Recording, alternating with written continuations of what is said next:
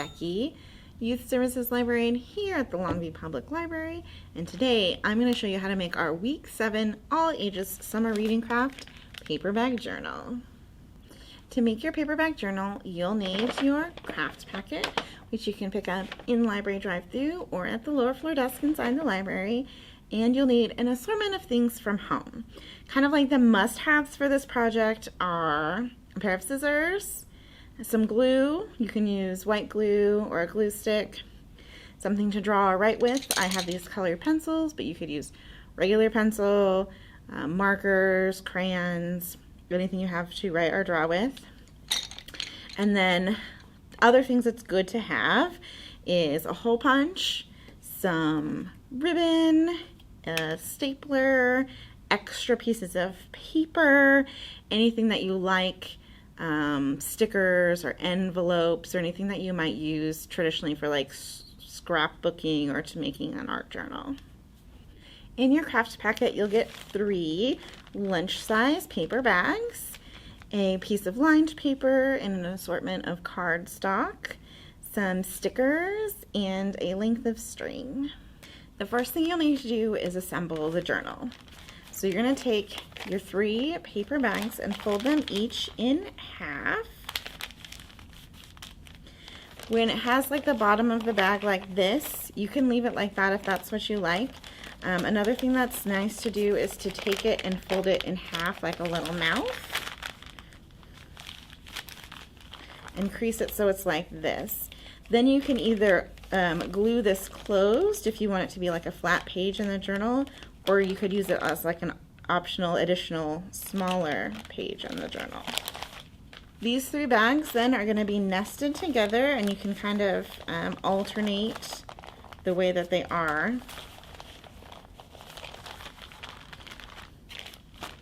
And this is going to be your journal. So we'll need to make a binding. There's a couple of different ways you can do this. You can do a hole punch and then use your string to lace the journal. You could just staple them, or you could even like sew a binding along the edge. I'm going to do mine with the hole punch and the string, and I'll show you what that looks like. So how I've done my binding is I hole punched 3 holes here, and I had to do each bag separately because it was too thick to punch through them all together. And then I laced the string through the middle and then over on each side, and then just tied a little bow like that. So now you've got the basic base of your journal, and you can use this for lots of different kinds of things. You could do kind of a traditional journal where you write about your daily life or your thoughts or feelings about something. You could use it for like a scrapbook, like a travel scrapbook or a garden scrapbook. You could make it into like a scientific notebook where you write down, you know, like the birds that you see, or like bugs, nature things that you find. What's really neat about this is that the bag makes little pockets, so it's a nice opportunity to stick different things in it.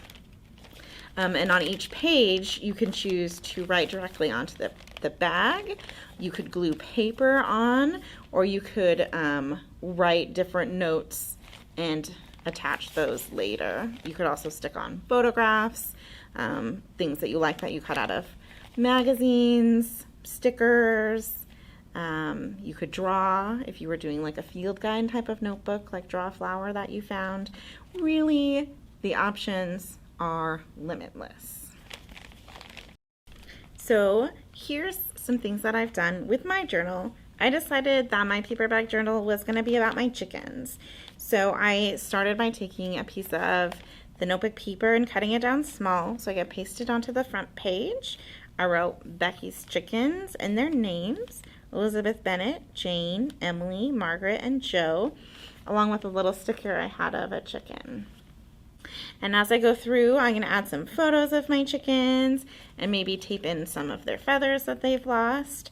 One kind of fun thing that I've done is I took a piece of the cardstock that came in my craft packet and I cut it down smaller, and I stapled a little tab of ribbon that I had on here, so it adds kind of an extra secret page to my journal. And that's just the beginning.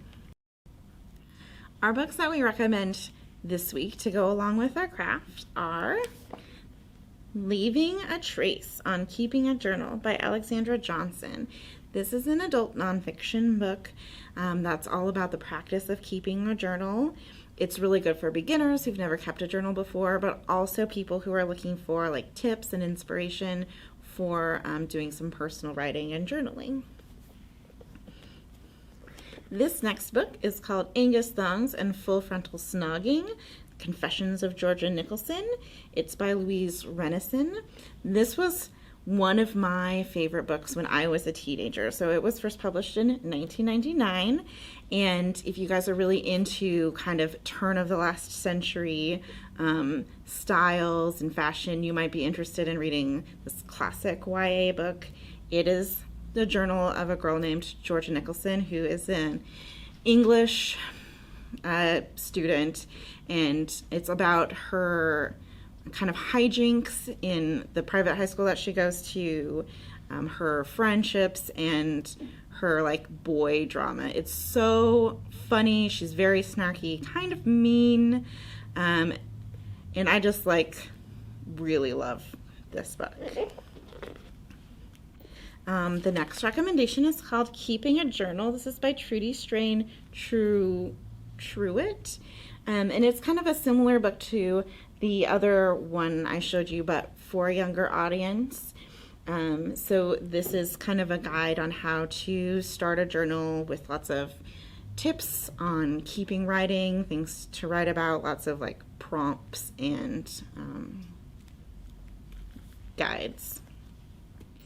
This next book is a novel.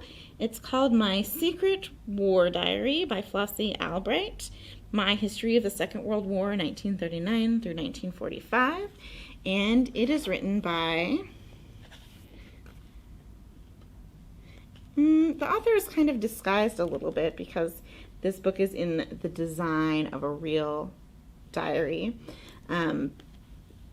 But it's about a 9-year-old girl who goes to live in the English countryside during World War II, and about what happens to her.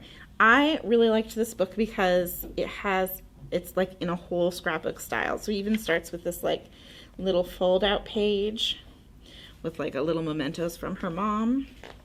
And all throughout the book, there's just like lots of drawings and doodles and like pages that look like they've been pasted in, pages that turn, and I think this is both a really interesting story, but also kind of a cool inspiration for your own paperback journal.